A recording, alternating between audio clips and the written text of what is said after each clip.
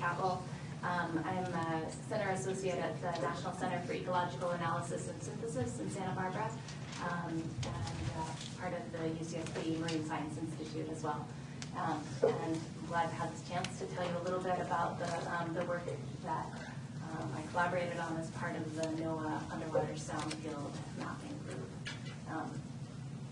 So I want to just show you this movie. Just, you know, you're all immersed now in the issues of chronic underwater noise, but I think this is a nice way to visualize it. Probably lots of people have already seen this, but I just enjoyed this animation. It was produced by Chris Clark in Cornell. And so this visualization lets you see the noise. So each of those little dots, the little starry lights, is a right whale calling in the waters off of Boston Harbor, which is off the screen to your left. The box is the Stellwagen Bank National Marine Sanctuary, and the big lights that come through our ships. And you can see that as some of those large ones pass through the area, the sound of the whales calling is totally washed out by those bits, overwhelmed by the big ships. And Chris estimates that the acoustic habitat of the whales, the area over which they can use sound to communicate, to forage, to find mates and family members, could be reduced by as much as 80% by the ship traffic that's coming in and out of Boston Harbor, which is a really busy port. So as we've seen, you know, these big ships, they're loud. The sound from them can transmit over large distances. It is occurring in frequencies that matter for the hearing and communication of the animals that we care about, including not only marine mammals but also fish, which aren't on this plot. And that the sound's been getting louder as the global fleet has grown, the size of the ships has grown, they've become more powerful. So on the left is this just cool old image from the German Federal Archive that showed the growth in the number of steamships in this Chinese port from 1909 to 1913. They almost doubled the number of ships. And on the right is a plot similar to the one that John showed earlier. This is data from Rex Andrew that shows the increase in noise in the Pacific Ocean that they've measured since the 60s. They're getting an 8 to 10 dB increase. So one of the challenges in the NOAA Sound Field Working Group was to figure out how to represent this increasing background hum spatially. And to do this, we had to figure out what were the best available sources of global shipping data, and then how to transfer them into an acoustic model, how to make them a big input into those models. So I am not an acoustic modeler by a long shot. I'm an ecologist. But I had been involved in a project to compile global human use data for the oceans in order to try to understand cumulative impacts on marine ecosystems. So the first output of that project was this paper that came out in Science on mapping human activities and their impacts on marine ecosystems. And you can download all the data associated with that project at the website that's listed there at NCEAS. So as part of that project, one of the things that we did was try to map global ship traffic.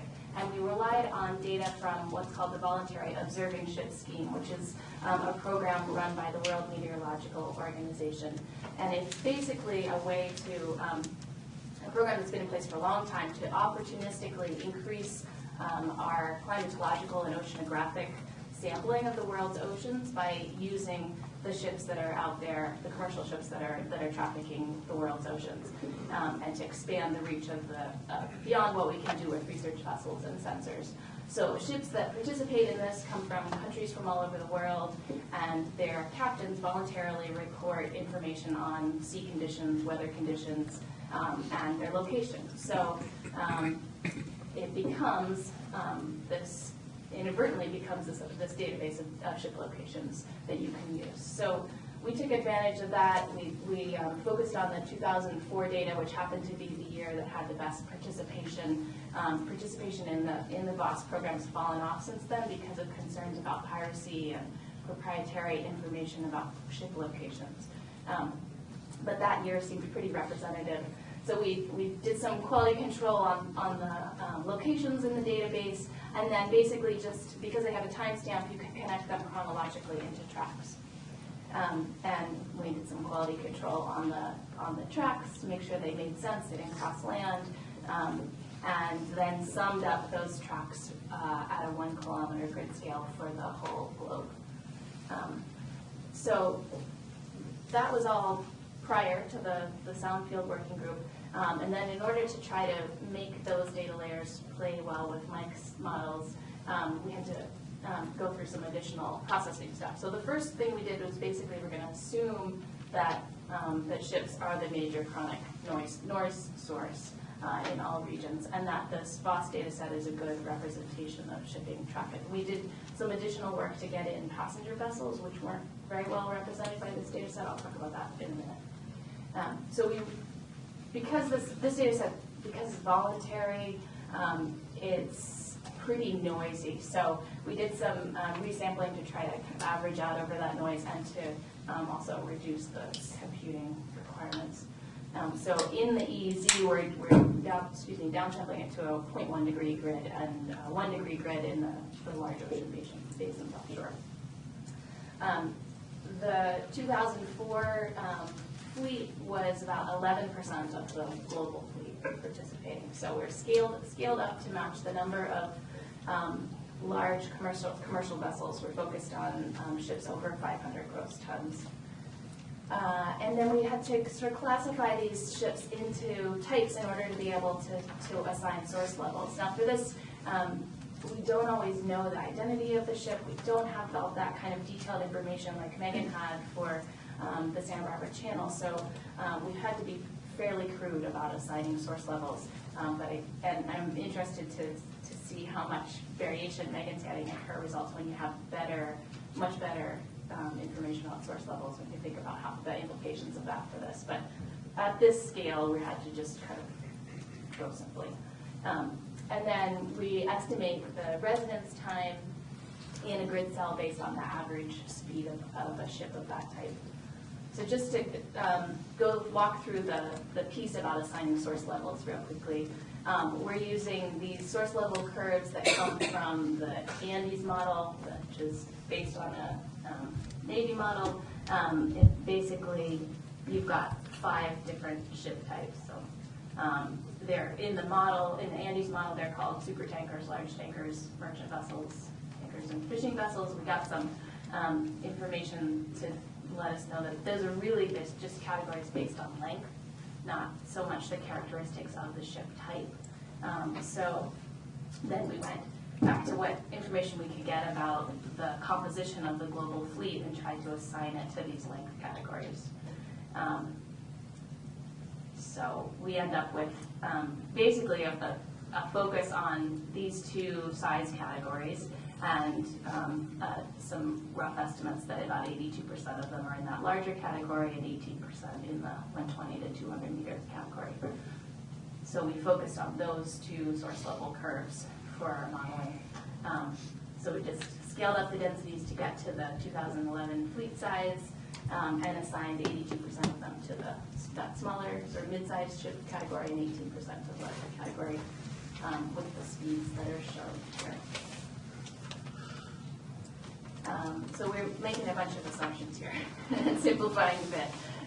We're assuming that the ships in BOSS are representative of the global fleet. We do have the records of which ships participated in the program, and the breakdown is pretty similar to the global fleet. There are a few categories that are a little overrepresented and some that are underrepresented, but in general, it's a pretty good sample of the global fleet in terms of types of ships.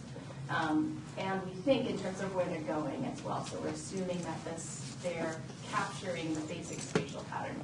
And then to do that initial modeling of the ship traffic, we have to assume that they're following the least cost path, the straightest, cheapest distance between 2 points. And obviously they're not going to cross land. I mentioned this already. We assume spatial patterns haven't changed too much since 2004 at a fine scale, like in Santa Barbara Channel. That's not a valid assumption. There's been some rerouting of traffic, but at the global scale, that's probably a pretty safe assumption. We also are assuming that those densities scaled up appropriately. Taking that 11%, scaling it up, is a reasonable assumption.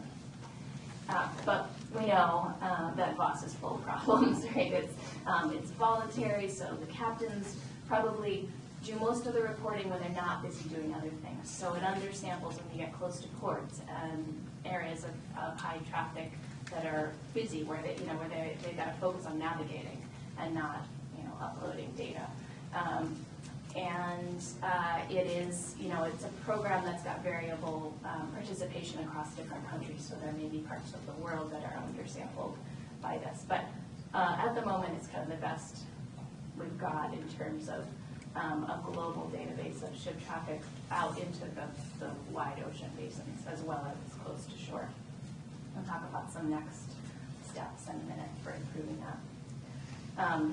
So passenger ships were one of the categories that weren't super well represented by the VOS data, and we knew that we wanted to include them and that they might be doing different things from the commercial shipping fleet. A cruise ship is going to have a different pattern and behavior than a container ship. So we were able to go to this database, sailwx.info. They provide sort of real-time tracking of ships online, so you can, if your Aunt Thelma is on a cruise in the Caribbean, you can check in and see where she is every day. And we just emailed them and said, any chance you'd give us your data? And they said, sure. And they sent us the whole database, which is great. And it's actually a compilation of both the VOS data and AIS data, coastal AIS data, like Megan talked about, and some other sources of data. So they've been compiling it over time, and we were able to get data from 2008 to 2010 to put that together, look at average traffic patterns for cruise ships and cruise liners, and also the cruise ferries, which are these big roll-on, roll-off passenger ships. And we could actually identify individual ships, so we know exactly which ones they are and what size they are, classify them into our length classes, and scale up the densities to match the 2010 numbers of ships in the fleet. So we basically did the same process that we had done for the VOS data to make maps like this that show the cruise ship traffic and the cruise ferry traffic. Added those together along with the original global shipping data layer to represent the merchant fleet, and that became our single input for commercial ship traffic that went into the modeling that Mike is going to talk about in a minute. And this is just one example of some of the outputs of that. So down in the right-hand corner is the map of North Atlantic shipping, and then the big panel shows you the sound in a third octave band centered on 500 hertz that results from that noise from tankers and cargo and passenger ships. And Mike's probably going to show you lots more pretty pictures like that. So just to wrap up, there's, as I said, we made a lot of simplifying assumptions in order to do this and to do it as quickly as we needed to and over as large a scale as we needed to, but there's plenty of room for improvement. Being able to better characterize the source levels by the vessel type and its size and speed and everything will be really important, and Megan's results show that clearly. I think if we can start to incorporate that kind of information, it's going to make these models a lot more accurate.